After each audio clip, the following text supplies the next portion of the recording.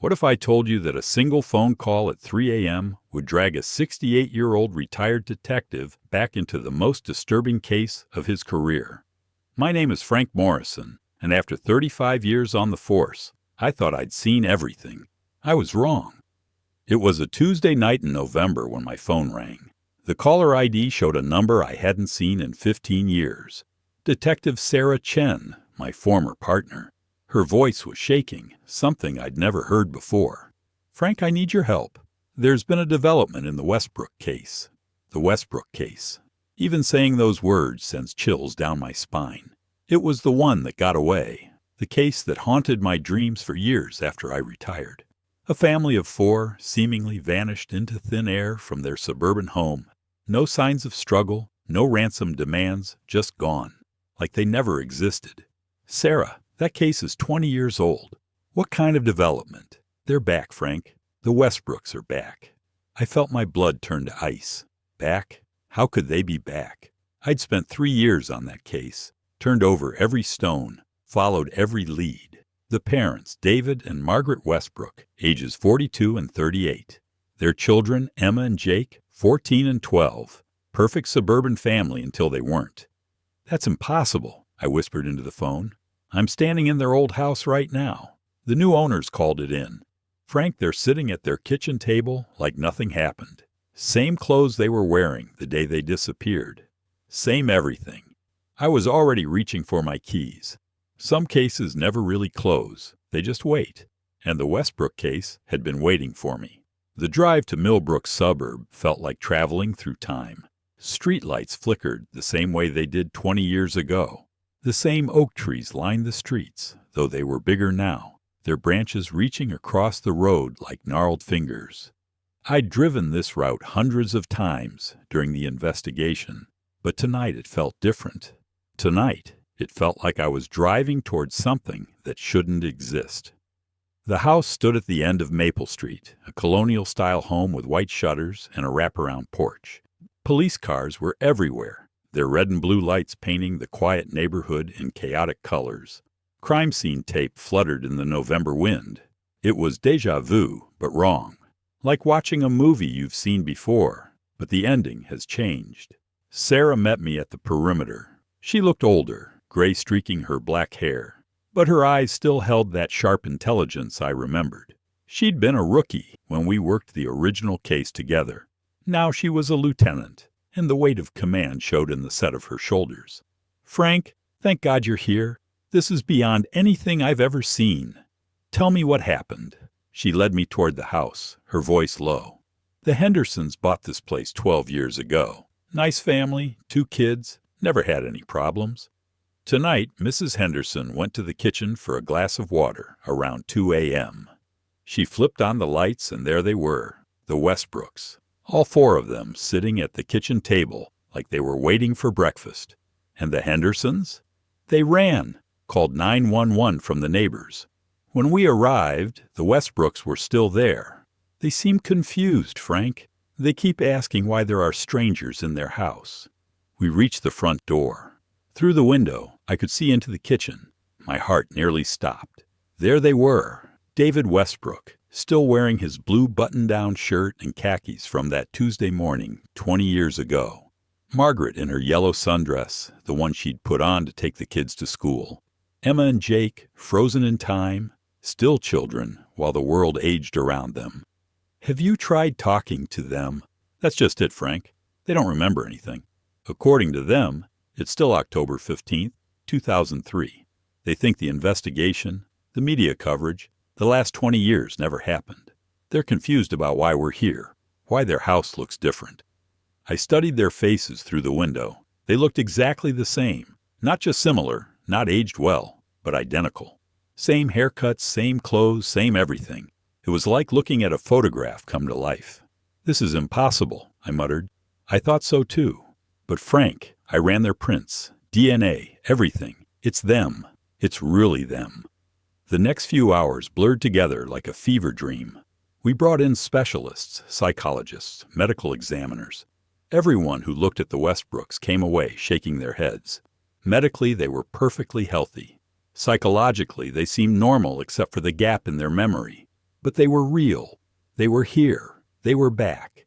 I couldn't stop staring at Emma. 20 years ago, she'd been a bright 14-year-old with dreams of becoming a veterinarian. She'd kept a journal, which we'd found in her room, full of typical teenage thoughts about boys and school and friendships. Now she sat at that kitchen table, still 14, still dreaming of saving animals, unaware that she should be 34 by now. "Mr. Morrison?" I turned.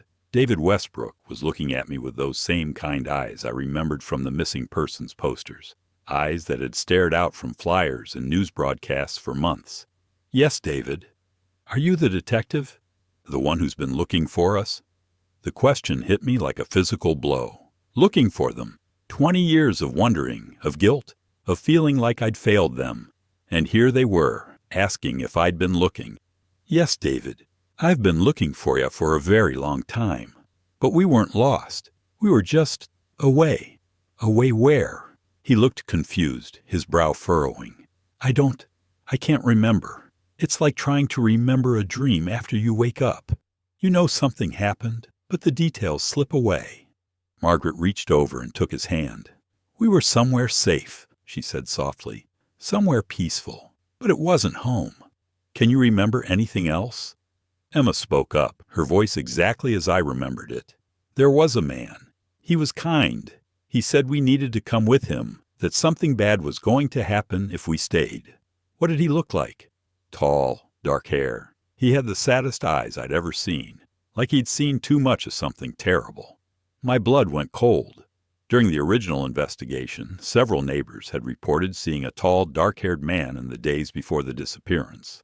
We'd never found him. Never even gotten a clear description, but Emma's words matched the few details we'd gathered. "He said we'd come back when it was safe," Jake added. "He said someone would be waiting for us."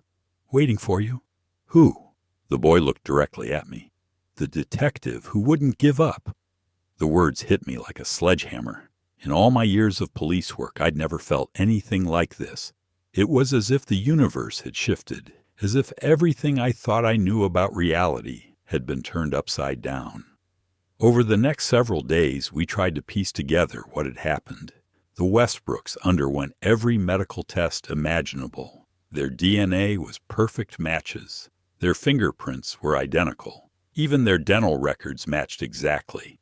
But medically, they showed no signs of aging. Their cells looked exactly as they should for their ages 20 years ago. The media descended like vultures. News vans lined Maple Street. Reporters camped out on lawns, shouting questions at anyone who would listen. The story went viral within hours. The family that vanished for 20 years and returned unchanged. It was the kind of story that breaks the internet. But I wasn't interested in the media circus. I was interested in the truth. And the truth was becoming more impossible by the hour. I spent hours talking to each family member, trying to unlock their memories. Margaret remembered making breakfast that morning, getting the kids ready for school. David remembered checking his email, planning his day at the office. Emma remembered arguing with her mother about wearing makeup to school. Jake remembered forgetting his math homework and being worried about getting in trouble. All normal memories, all ending at the same moment. "We were in the kitchen," Margaret told me during one of our sessions. There was a knock at the door. David went to answer it, and when he came back, he had this strange look on his face. He said, "We needed to pack quickly, that we were going somewhere safe." "Did you see who was at the door?" "No, but I heard a voice, calm, reassuring. The man said something about a storm coming, that we needed to leave before it arrived." "What kind of storm?" "I don't know." But David believed him. We all did. There was something about the man's voice that made you trust him completely. I'd been a cop long enough to know when someone was lying. The Westbrooks weren't lying. They genuinely believed every word they were saying. But their story was impossible, unless it wasn't. On the fourth day, I made a decision that would change everything. I went back to the original case files, every piece of evidence, every witness statement, every lead we'd followed. I spread it all out on my kitchen table and started looking for something I'd missed 20 years ago. That's when I found it. Buried in the witness statements was a report from Mrs. Eleanor Finch, an elderly woman who lived 3 houses down from the Westbrooks. She'd reported seeing a tall, dark-haired man walking through the neighborhood in the days before the disappearance. But there was something else in her statement, something I'd dismissed as the ramblings of an old woman. She'd said the man looked familiar, like someone she'd seen before, someone from a long time ago.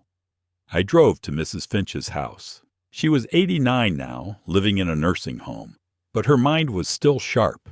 When I showed her the current photos of the Westbrook family, her eyes widened. "They look exactly the same," she whispered, "exactly the same as 20 years ago." "Mrs. Finch, you mentioned the man looked familiar. Can you tell me more about that?" She was quiet for a long moment, her fingers picking at the blanket on her lap. "There was a boy who lived in that house before the Westbrooks. This was back in the 1960s. Michael something. He was about 10 years old when his family moved in. What happened to him? Tragedy. The whole family died in a car accident, except for Michael. He was the only survivor. After that, he went to live with relatives out of state. But Detective Morrison, that man I saw 20 years ago, he looked exactly like Michael would have looked if he'd grown up." My hands were shaking as I took notes. "Are you sure?" "I'm old, Detective, but I'm not senile. I know what I saw. That man was Michael, grown up, and he was coming back to save another family from the same tragedy that took his." I left the nursing home with my mind reeling. Could it be possible? Could someone travel through time to prevent tragedies? Was that what had happened to the Westbrooks? I spent the rest of the day digging into Michael's story. Michael Garrett, age 10, sole survivor of a car accident that killed his parents and sister in 1967. He'd been sent to live with an aunt in California. After that, the trail went cold. But I kept digging, and what I found changed everything. Michael Garrett had grown up to become a physicist. He'd worked for the government on classified projects, and according to his obituary, he died in a laboratory accident in 2003, just 2 weeks after the Westbrook family disappeared. The pieces were falling into place, but the picture they formed was impossible. A man who'd lost his family as a child, who dedicated his life to understanding time, who'd somehow found a way to save others from the same fate. But at what cost? I shared my findings with Sarah. She stared at the documents spread across my kitchen table, her face pale. "Frank, you're talking about time travel. You're saying that this Michael Garrett somehow pulled the Westbrooks out of time to save them from dying in a car accident. I'm saying that's the only explanation that fits the facts. But why now? Why did they come back now?" I'd been wondering the same thing. Maybe because the danger has passed. Maybe because someone needed to be here to figure out what happened. Maybe because Michael's work is finally done. We drove back to Maple Street together. The media circus had died down somewhat, but there were still reporters camped out, waiting for the next development.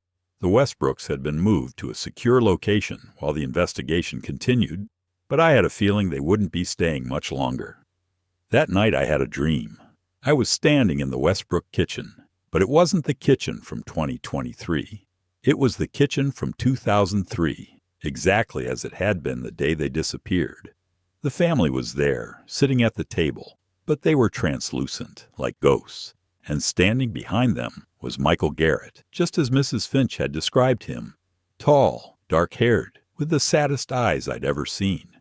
"Thank you," he said, "for not giving up, for believing when no one else would. Are they safe now? They're home.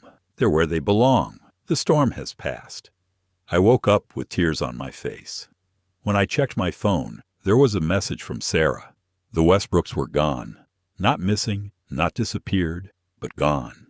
Their beds were empty, their clothes folded neatly on the nightstands. There was no sign of struggle, no indication of where they'd gone. But on the pillow where Emma had slept, there was a note in her handwriting. "Thank you for looking for us. We're home now." The case was officially closed a week later. The media moved on to other stories. The world forgot about the family that came back from nowhere. But I haven't forgotten. I never will. Sometimes, late at night, I drive past the house on Maple Street. The Hendersons moved back in, and life returned to normal. But I know what I saw. I know what happened. And I know that somewhere, somewhen, the Westbrook family is safe, living the life they were meant to live. People ask me if I believe in miracles. I tell them I believe in love. Love strong enough to transcend time, to reach across decades, to save a family from tragedy. Love that never gives up, never stops looking, never stops believing. Because sometimes, just sometimes, the cases that haunt us are the ones that save us. And sometimes, being a detective means believing in the impossible. The Westbrook case taught me that there are mysteries in this world that can't be solved with evidence and logic. There are forces at work beyond our understanding, connections that span generations, and love that transcends the boundaries of time itself. I may be retired, but I'm still a detective, and I'll always be looking, always believing, always ready for the next impossible case that needs someone who won't give up. Because that's what we do. We look for the lost, we fight for the forgotten, and sometimes, if we're very lucky, we help bring families home.